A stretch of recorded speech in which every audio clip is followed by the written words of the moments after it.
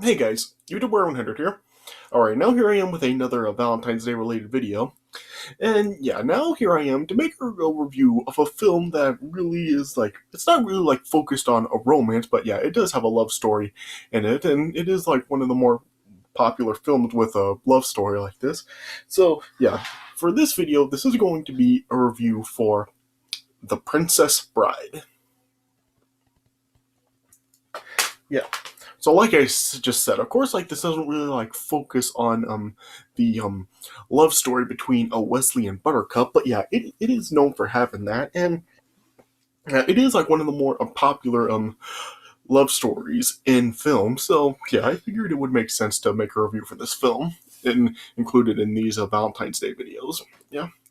So yeah, I'm sure that just about everybody has seen The Princess Bride, so I mean, what can I really say about it? I mean, yeah, it is a masterpiece. I mean, yeah, it really is like quite possibly a Rob Reiner's best film ever. It is my pick for one, quite possibly his best. I mean, yeah, Rob Reiner has, of course, made a lot of really famous films, but yeah, I think that this one is probably the best one. I'm sure that some people are probably going to disagree with me, and that's fine. But yeah, I just really think that this is probably his best film. I mean, it is definitely like the one that I really have watched the most by far. Or yeah, I have seen other Rob Reiner films Misery and A Few Good Men and so on and so forth. But yeah, I think that this one is definitely the one that I have seen the most by far. Yeah, I've just watched this film so many times, and yeah, I mean, it's a classic.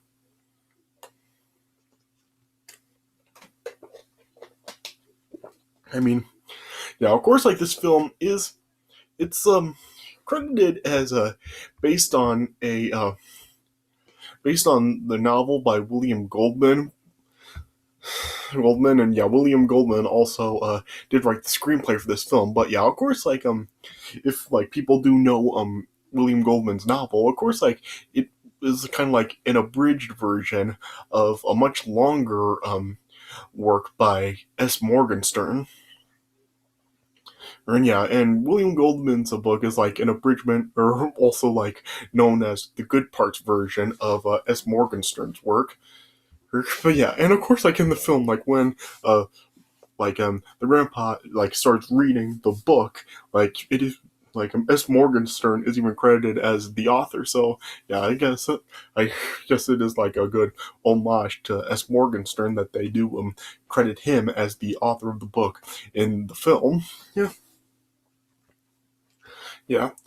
And yeah, and I've never actually really read the book, so I don't really know how well this film actually does follow the book. But I do know this film does have some differences to the book. I do know one uh difference in this film from the book in particular. It's the scene where Buttercup does try to escape off of the boat that Vicini, Inigo, and Fezzik kidnapped her on. When she swims in the water, in the book, the water is infested with sharks, and of course, in the movie, the water is infested by eels. So yeah, I do know that difference, and yeah, there's some other differences from the book to this film as well. Though yeah, I can't really recall them from the top of my head. Yeah.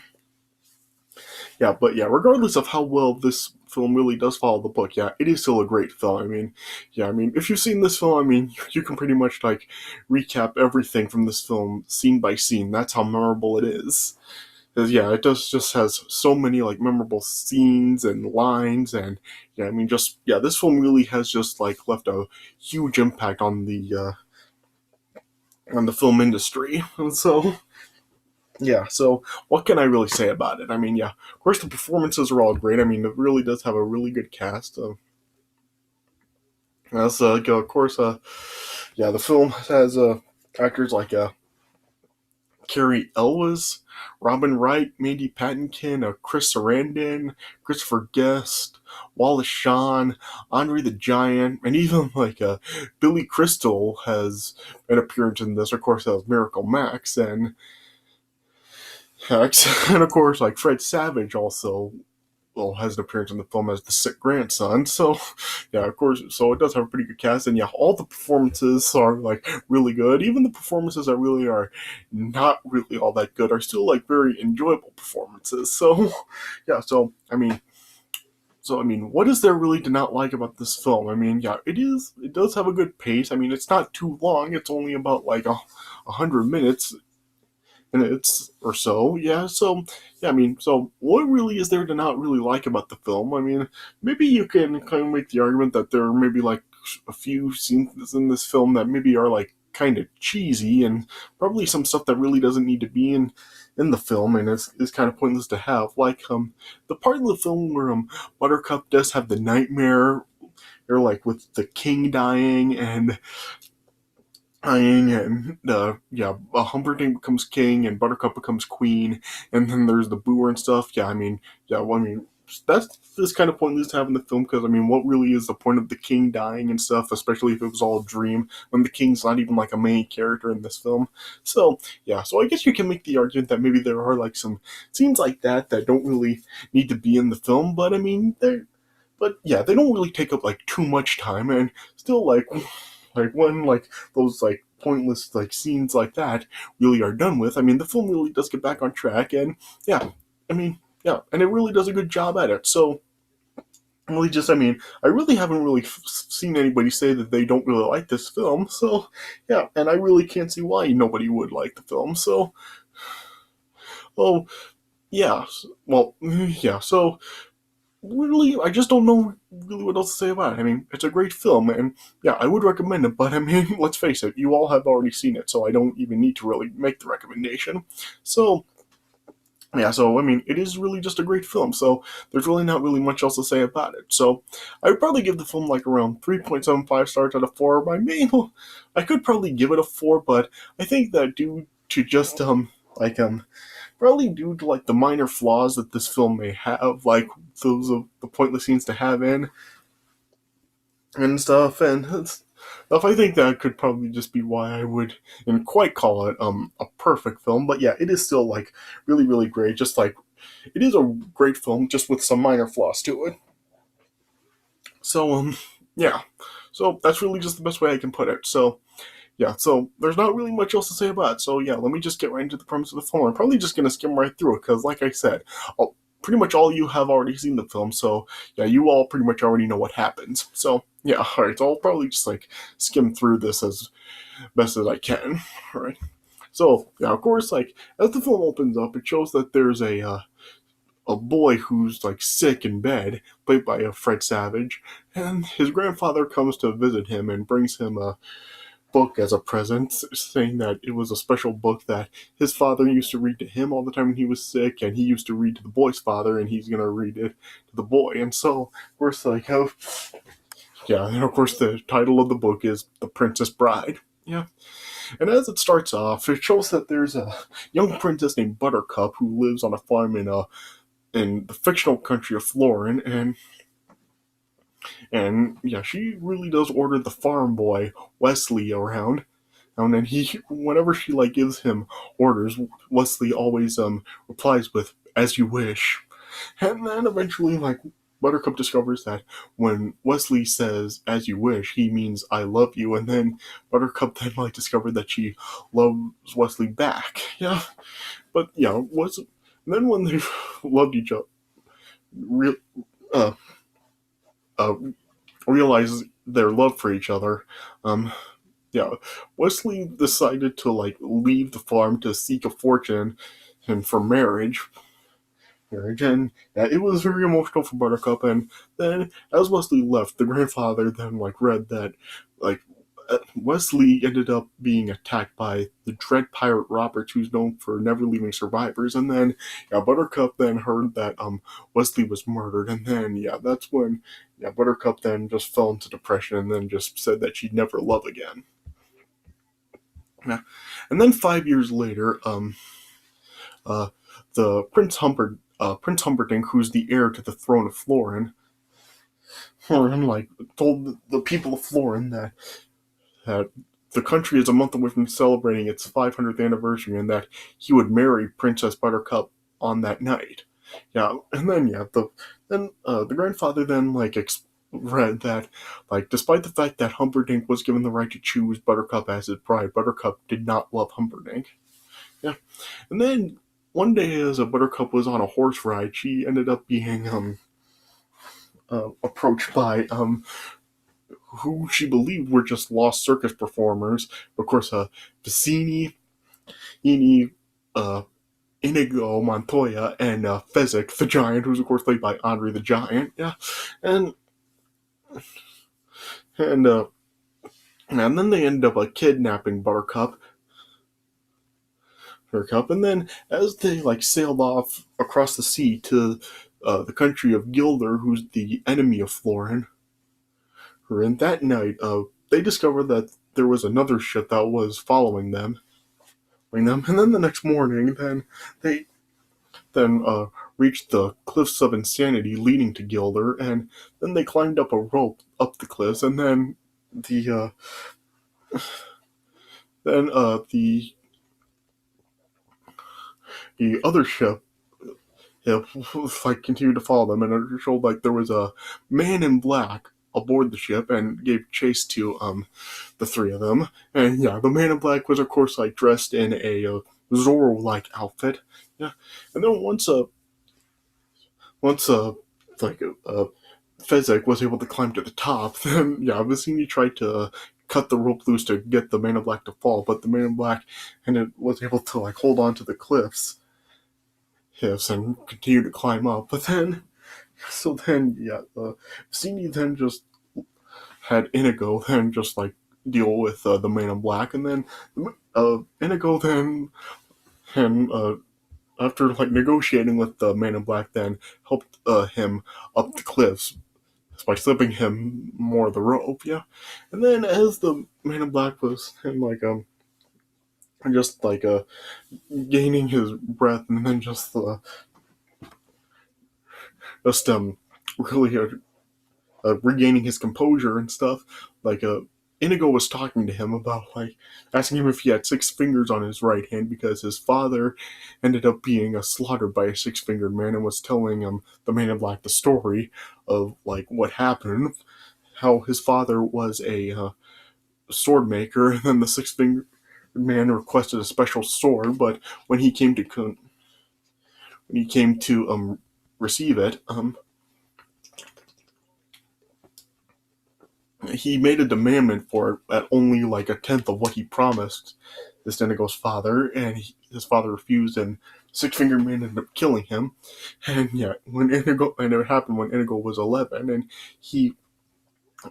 when it happened, he challenged the Six Fingered Man to a duel, but of course he failed. But then the Six Fingered Man ended up scarring him on both of his cheeks. Yeah, and Inigo explained that when he was strong enough, he dedicated his life to the study of fencing, and then the next time he came across the Six Fingered Man, he would succeed, and he would go up to him and say, "Hello, my name is Inigo Montoya. You killed my father. Prepare to die." Yeah. Yeah, and then eventually Vicini and the Man in Black then had a sword duel, which the Man in Black ended up overpowering Inigo throughout the entire fight, and ended up defeating Inigo, but left him alive, just knocking him out cold. And then, when Vicini saw the Man in Black got past Vicini, he then got past Inigo. Sorry, not Vicini. Yeah, Vicini then told Fezzik to finish off the Man in Black, and then once the Man in Black then came across Fezzik, then Fezzik then just proposed a hand-to-hand combat fight against each other, and then the Man in Black was able to choke out Fezzik and knock him out too. And then eventually the Man in Black then came was it then came up to Vicini, and then challenged him to a battle of wits for Buttercup, and then Vicini then filled two goblets full of wine, and the Man in Black also had a piece of had some iocane powder on him, which was odorless, tasteless, and poisonous, and he poisoned one of the cups, and just had Vicini then decide, and Vicini then was they were just like having the battle of wits over like where the poison could be. And then Vizzini then tried to trick the Man in Black by having him turn around and switch the cups from where they were, and then as they drank, then Vizzini then like thought that he had poisoned the Man in Black, but it turned out Vizzini was the one who was poisoned, and he died. Yeah, he just collapsed and died. Yeah. And then the Man in Black then ended up freeing Buttercup from Vizzini's grasp, and he revealed to Buttercup that both cups were poisoned, and that he built up an immunity to iocane powder. And while all that was going on, Prince Humperdinck, as well as his vizier Count Rugen, and a group of their knights, were like tracking the Man in Black down, trying to find Buttercup. And then eventually, when the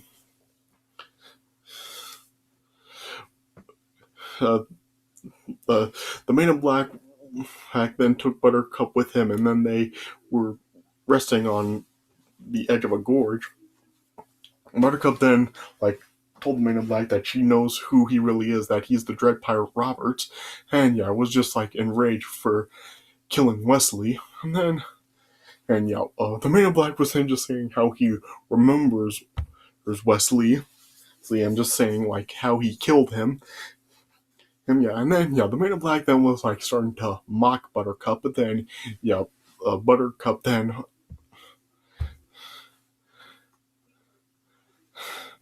and just yelled at the Man in Black to stop mocking her, that she died the day that Wesley did. And then she then wished death upon the Dread Pirate Roberts, and then just shoved him down a hill, but then just said he could die for all she cares. And then as the Man in Black was rolling down the hill, he then shouted, "As you wish." And then that of course then revealed to Buttercup that the Dread Pirate Roberts was Wesley, and then Buttercup ended up rolling down the hill as well. And so then Wesley and Buttercup were then reunited. But they saw that Prince Humperdinck was after them. And then they then ran into the dangerous the fire swamp for sanctuary. And then as they were then walking through the fire swamp, it just showed that fires just go ablaze out of nowhere. And Wesley was explaining to Buttercup that the Dread Pirate Roberts has actually been passed by subsequent holders, that when the Dread Pirate Roberts captured him, that Robert's name was actually Ryan, and that he actually inherited it from someone who wasn't the actual Dread Pirate Roberts either, or the guy's name was Cummerbund, and the original Dread Pirate Roberts had been retired for quite a while. Yeah.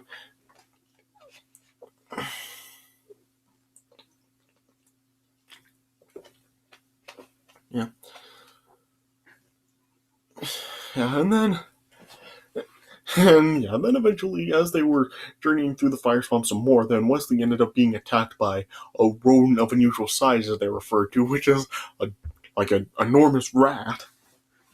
Wesley fought with the rodent. Wesley eventually ended up defeating it and killing it. And once they got through the fire swamp, then Humperdinck and the knights ended up surrounding them. But Buttercup then was just then agreed to return back to Florin with Humperdinck in exchange for them not to harm Wesley. And then they said that they would return Wesley to his ship, but then Humperdinck then just secretly told Rugen to take Wesley back to Florin in their chamber known as the Pit of Despair. And then once Humperdinck and Buttercup left, as they ended up capturing Wesley noticed that Rugen had 6 fingers on his right hand, and he's the one that Inigo is after. And then they knocked Wesley out cold and took him back and put him in the Pit of Despair.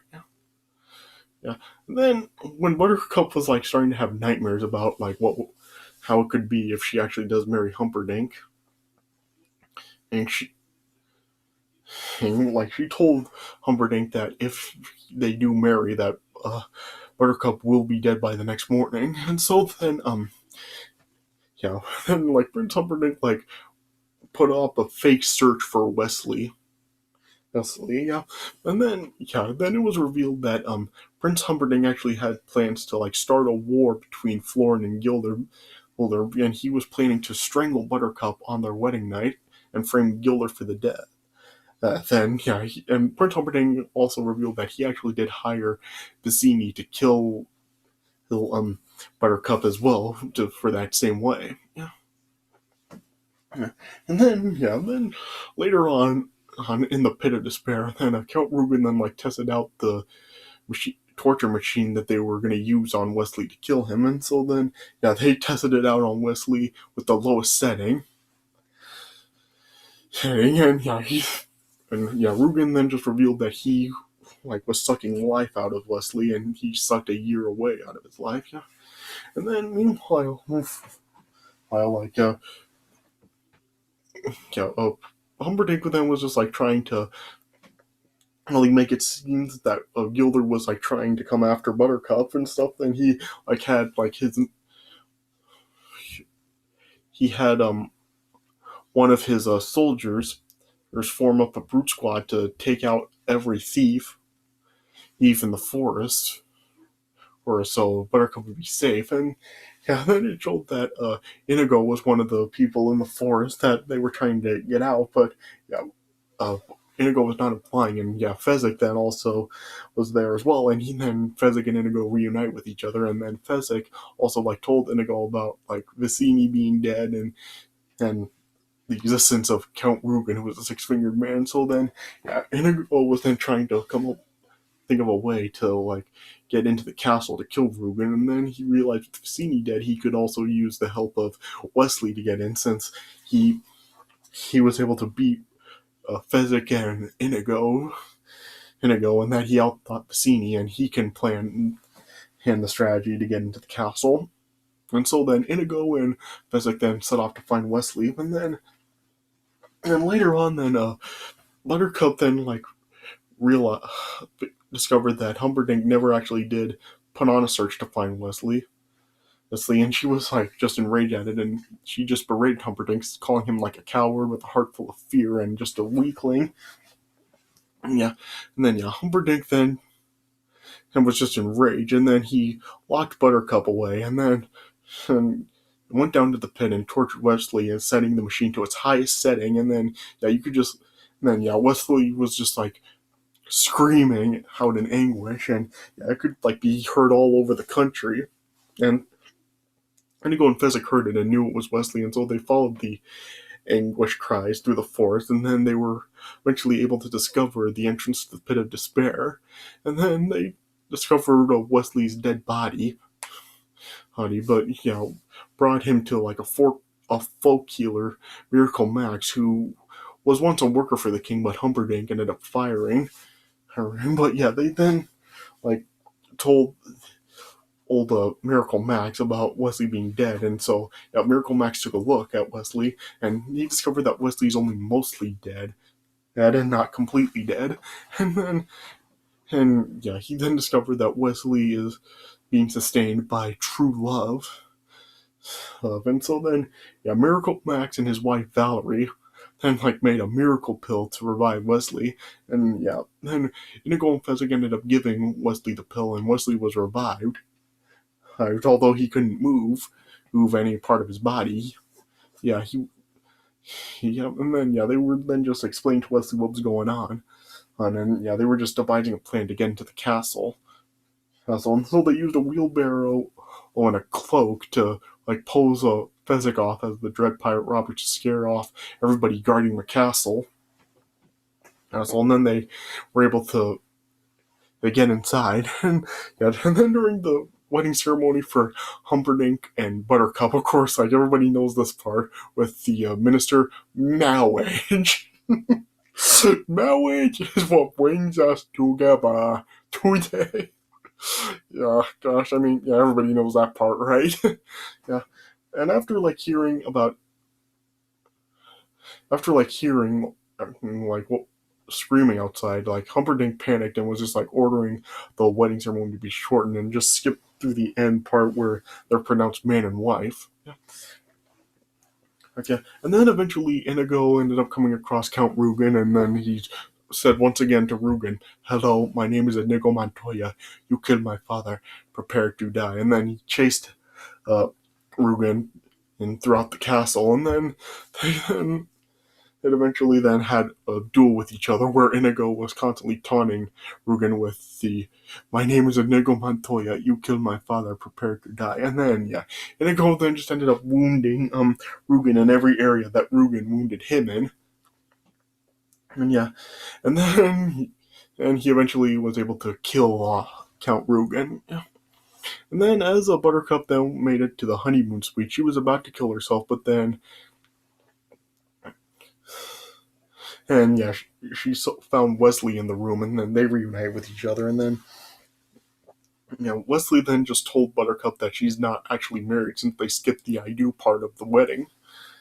And then Humperdinck then came in again. He was gonna try to kill Wesley again, but then Wesley just stopped him and then just described like to the pain to Humperdinck, telling him like he would be losing pretty much every part of his body, his feet, his hands, his nose, his eyes, all this stuff. But yeah, when it came time to his ears, Wesley told Humperdinck that he would keep his ears here so that every he shriek will be his to cherish, and every woman who cries out, "Well, dear God, what is that thing?" will echo in his ears.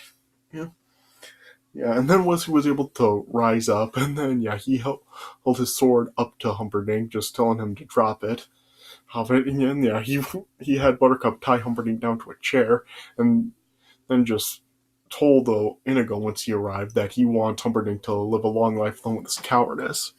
Yeah, and then it showed then that Fezzik then had found 4 horses, the horses for all of them that they take with them. Yeah. And then, as they all jumped down, Inigo was then just telling Wesley that now that he's done with the revenge that he's been in so long, he doesn't really know what to do with the rest of his life. And Wesley told him to consider piracy, that he'd make a wonderful Dread Pirate Roberts. Yeah. And then it just had them all riding off, and the grandfather then just reading off that they rode to freedom, and Wesley and Buttercup now knew they were safe. And they shared a passionate kiss. The grandfather was just saying that there were 5 kisses that were rated the most passionate, and that this one left them all behind. And then, that was the end of the story. Yeah. And then, then it ended with just the kid then just lying down, going to sleep, and the grandfather just saying goodbye. But then the boy then just said to his grandfather that maybe he could come back tomorrow and read it again to him. And the grandfather then replied, "As you wish." Yeah, and then the grandfather then ended up leaving, and then that's how the movie ended. So so of course, just this movie is a masterpiece. Everybody has seen it, so I really don't need to make the recommendation. But it really does have the love between Wesley and Buttercup. It is really good. One of the, like I said, is probably one of the most popular love stories in film. So and just everything else but the film is really just so good, and it is just so memorable. So I just really don't. We really can't find anything that's really not that good about the film. So it is a masterpiece. So like I said, I would recommend it, but I mean, you all have already seen it, so I really don't need to. All right. So so like I said, 3.75 stars out of 4. A really great film and a true masterpiece. All right. So so I guess that's all I can really say about it. So so this is it for my review of The Princess Bride. So I hope you guys did enjoy this review, and stay tuned for more of these Valentine's Day related videos coming. I'll probably. They're probably going to be a couple days now where I might make multiple videos in one day, because there's still quite a few more Valentine's Day topics I'm going to talk about, and Valentine's Day is this Friday, so there may be a day or two where I do make multiple videos in a day. All right, but regardless, stay tuned for more of these Valentine's Day videos coming. All right, so I hope you guys did enjoy this review. So thanks for watching, and I'll see you guys later.